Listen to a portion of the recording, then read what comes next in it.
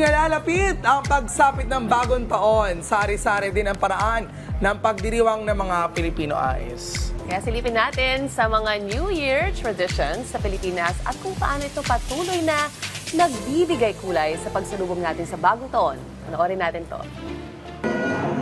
Masayang sinasalubong ng mga Pilipino ang pagpasok ng bagong taon sa pamamagitan ng iba't iba, makukulay at maingay na tradisyon na pinaniniwalaang nagdadala ng swerte at kasaganaan. Ilan sa mga tradisyong ito ay impluwensya ng kulturang Tsino at Espanyol.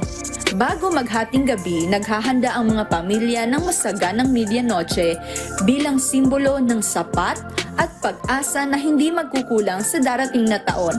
Bida sa hapagkainan ang 12 bilog na prutas na sumasagisag sa 12 buwan ng taon at sa patuloy na pagpasok ng biyaya.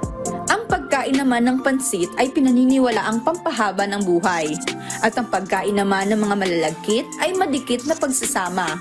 Pagsusuot ng polka dots naman ay para sa masaganang pasok ng kaperahan.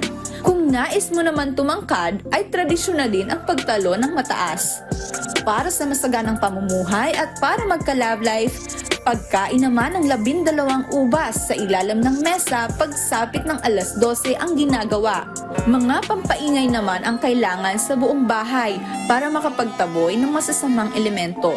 Bawal naman gumastos tuwing January 1 sa paniniwalang less gastos at better financial management para sa buong taon. Sa kabila ng mga tradisyon at paniniwala, kaakibat dito ay tiyaga at pagsisikap, sabayan din ng matinding panalangin at paniniwala sa Diyos.